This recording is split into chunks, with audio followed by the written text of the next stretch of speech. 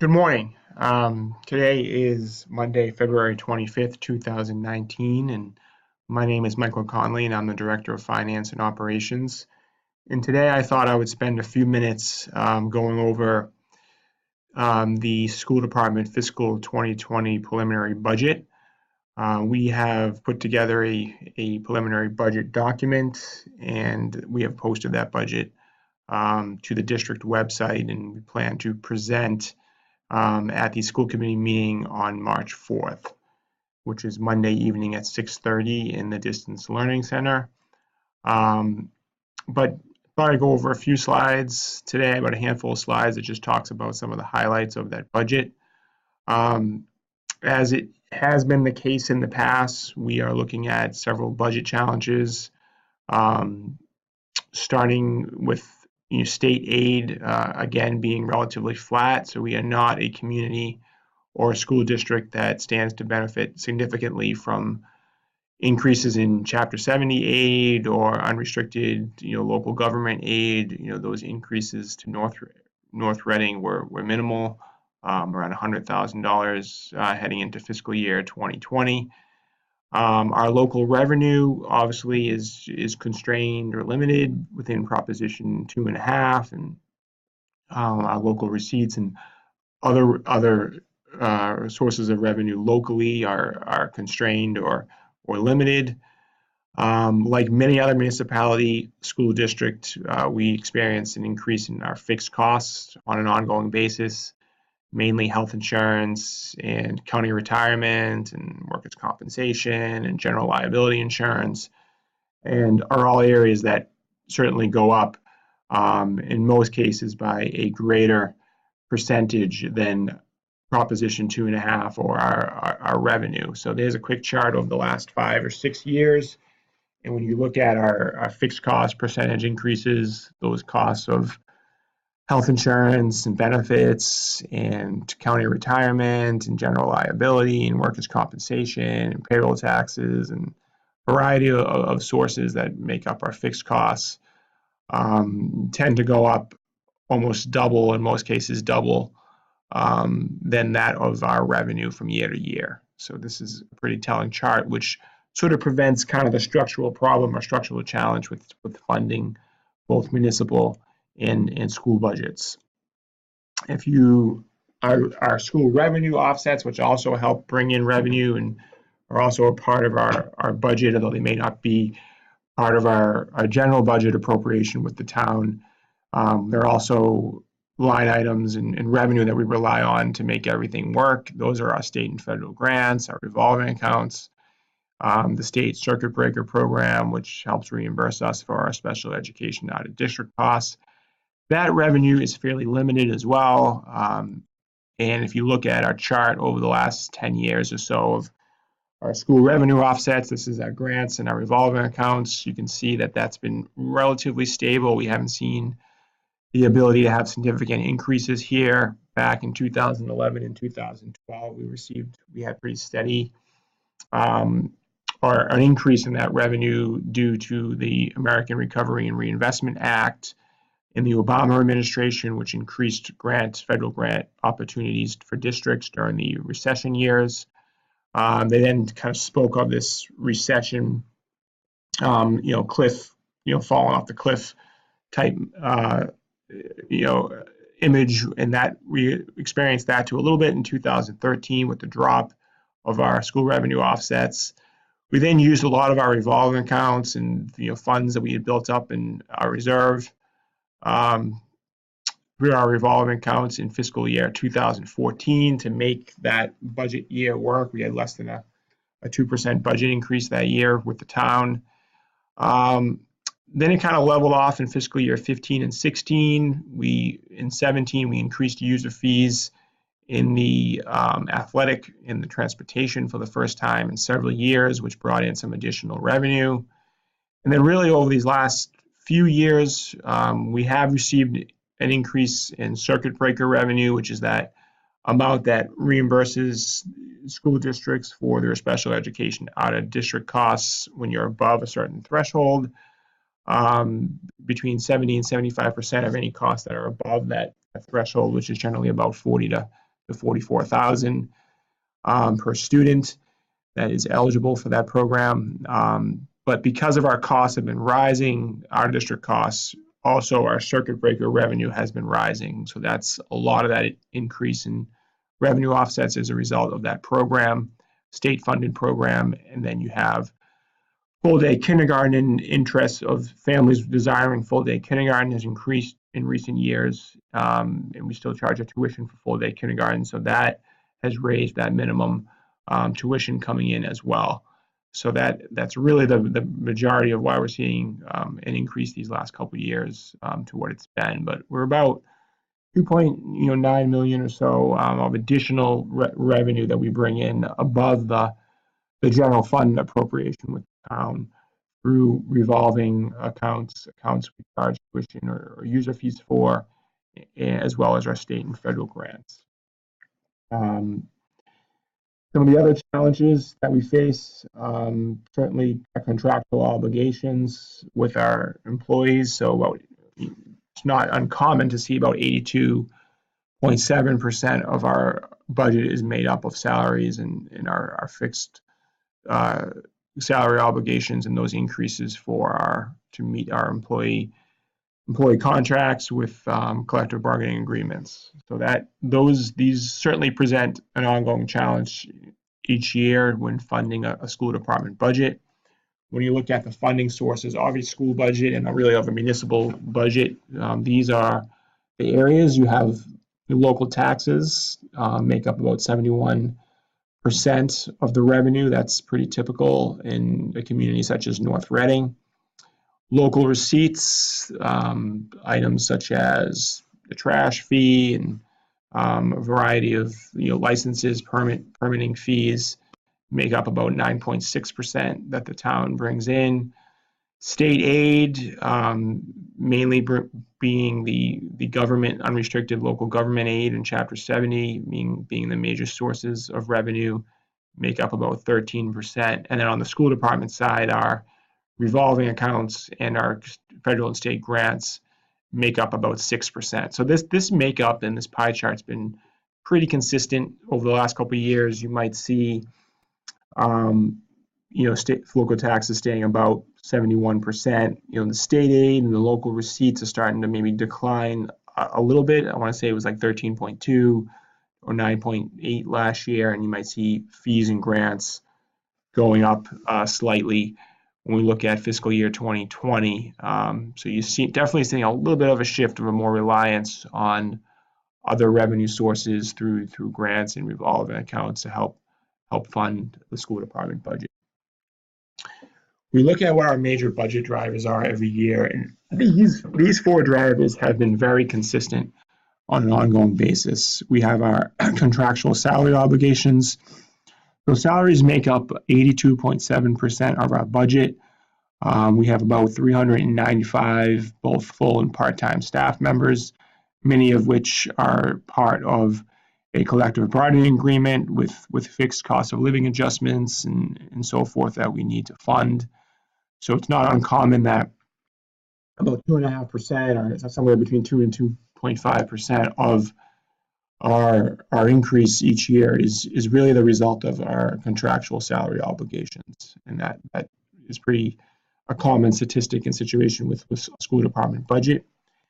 The other major driver is year 4 of what is known as our NRPS 2021, which is our strategic plan. So the district hopes to fund several positions cited in NRPS 2021 to move the educational program forward, to help maintain educationally sound class sizes, to help advance programs in the areas of foreign language, STEM, science, technology, engineering, mathematics, in STEAM at the secondary level is what the focus is in fiscal 2020, and then funding support positions and maintaining appropriate class sizes at the elementary level is certainly a goal and priority of NRPS 2021, the district strategic plan. So that is always a big driver of the budget, and that's certainly a focus in fiscal 2020. The operational costs, maintaining our buildings, our 5 schools and our 4 campuses, funding our transportation program, funding utilities. Certainly that's always a part and a driver of the budget. These costs generally don't get less expensive from year to year. There's certainly cost of living adjustments and certainly increases through inflation and a variety of factors that we need to certainly address and deal with operationally. So that's a big driver of the budget. And then what has been a part of the story, certainly in recent years, and North Reading is unlike many other school districts, is funding special education out of district costs. Students that, to order to appropriately meet their needs and certainly their services, they get educated outside of the district and are housed in a variety of placements, in some day or residential placements. So we're certainly seeing a rise in our special education out of district costs. That is the case again in fiscal 2020. Despite the fact that our total number of students in relation to our population of students placed in out of district special ed placements is actually on the decline. We're just seeing a more of intensive needs in order to meet the service requirements of many students with maybe more severe needs are being placed in residential placements and more costly placements. It's certainly been a driver over the last few years, and certainly continues to be the case in fiscal year 2020. If you look at this chart, these are getting into the numbers. The fiscal 2020 budget in these 5 major budget categories would be a budget a little over $32 million, a little over a $1.3 million increase is what we are asking for, which would be a 4.3% increase over the fiscal year 2019 budget. If you look at the salaries, we're asking for a little less than $1 million increase in our salaries to fund the positions and meet our contractual salary obligations. That would be an increase of 3.7% over last year. And the big factor there is a combination of our meeting our contractual obligations, which would be about 2.5%, and then meeting enrollment-driven increases, particularly around the full-day kindergarten program, as well as funding both needs operationally in the building and grounds maintenance department, as well as meeting some needs through our NRPS 2021 educationally with some new positions to advance educational programs in the areas I spoke of earlier: foreign language, STEM, STEAM, the science, technology, engineering, curricular areas. Instructional expenses, these are areas that have fund both the operating budgets of our schools and departments, instructional technology, materials, textbooks, general supplies, professional development in certain cases has been relatively flat. The area that we have seen going up is our operations and maintenance, and that's the funds needed for facility maintenance, for our buildings. Utilities is in this area as well, and that has been on the rise. Transportation, both special education and regular transportation, big amount of this line item is offset through grants and revolving accounts. But that is on the decline, mainly because these two line items somewhat go hand in hand, transportation and tuitions. And in some cases, the tuition budget, the out-of-district tuition budget, is on the significant increase, and that is mainly due to students moving from, in some cases, day placements to residential overnight placements. And when that is the case, the district isn't responsible for transporting these students on a daily basis. So the transportation line items sometimes go down, but then the tuition costs certainly go up. And I think that's sort of the dynamic that's at play here between these two line items. But overall, this is what we're looking at in terms of the numbers, about a $1.3 million increase over fiscal 2019. driven by those four main budget drivers, which you can see certainly at play here. Breaking down the pie chart in these 5 categories and from a percentage basis, again, not uncommon to see salaries representing over 82% of our total budget requests. Tuitions at that 6.8% request was certainly a large line item, followed by operations and maintenance, our buildings, our facilities, our utilities representing about 5.9%, and then instructional right there at about 3.4%. So these percentage breakdowns have been relatively consistent for a number of years. When you look at our funding, the total budget, again, from a general fund, the amount we're asking the community for or recommending is that $32,083,320 budget, 4.3% increase over fiscal year 2019. As you saw earlier, our grants, state and federal, and our revolving accounts make up a little more than $2.9 million. So our total school funds is actually more like $34,988,820. So a little bit under $35 million when you look at our total school funds, what makes everything kind of work. And then it doesn't fully tell the full picture, because if you look at the second table, the school committee does accept a variety of donations. The annual average is about $250,000, which help fund extracurricular programs, athletic programs, technology, equipment, certainly a variety of additional donations flow in on an ongoing basis to the school department. And then the PTO, their in-kind gifts and budgets, the 5 PTOs, their annual average is about $75,000, which help fund classroom supplies, enrichment activities, school field trips, and a variety of technology equipment, and a variety of other items that make everything work. When you look at our operating budget history, you can sort of our 10-year annual average is about 3.7%. If you look at the last few years, we've been right at just about 3.8% that we've received from the community, which we're certainly very much appreciative. That's helped us maintain level services. We refer to it as sort of modified level services, because we're certainly meeting our level services needs, and then adding maybe a position or two a year to help fund our strategic plan and move the district forward. Our ask at the moment is a little bit more than what we've gotten over the last few years, at about 4.3%, not considerably more, but we are asking the community for 4.3%, which we recognize will be certainly a challenge in this fiscal year, given the financial challenges and the constraints, both state and local revenue that I referenced earlier in the presentation. So what can we conclude from the FY20 budget? What does it accomplish? It certainly includes funds to meet our contractual obligations with employees and employee unions. It includes additional staffing that would achieve educationally sound student and teacher ratios, full-day kindergarten for all families desiring such.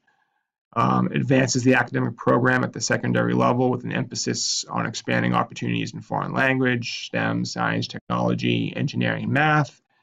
Addresses the operational needs of all the 5 schools in terms of maximizing our cleaning, our maintenance, and our energy consumption efficiencies. And it seeks to meet the needs of all students, in particular the district's high needs student population. And certainly includes the operational cost to properly maintain all 5 schools and surrounding campuses. So where do we go from here? We're going to have ongoing discussions with the finance planning team, town administrator, town finance director, finance committee, select board. We don't currently know what the gap is between what we're asking for and what the town is able to afford, although we do know that there is a gap, but it's very fluid right now. We're still working on that with members of the finance planning team. We expect to have that momentarily. The school committee has a budget workshop on April 3rd at 3:30 p.m. There's a budget webinar. There'll be an invite going out shortly for that on March 28th, kind of a lunchtime hour. There's a public hearing on April 9th in the Distance Learning Lab at 6:30 at the middle school, high school campus. Potential additional school committee budget workshop number 2 on April 24th. The school committee is set to vote their budget on April 29th, and we are set to present a budget to the finance committee on May 1st. We expect town meeting will occur on Monday, June 10th, and we'll continue to await state budget actions, and there'll be ongoing discussion really over the next several weeks leading up to the budget vote on April 29th with members of the community, staff, public, administration, school committee, select board, finance committee, to try to make everything work. So there are certainly challenges that lie ahead, but we remain hopeful that we can continue to collaborate with members of the town and the finance planning team to fund and achieve a balanced school department budget for fiscal year 2020. So we've just been just a little over 20 minutes. That will conclude my FY20 school department preliminary budget update. I hope you found this information informative. Thank you.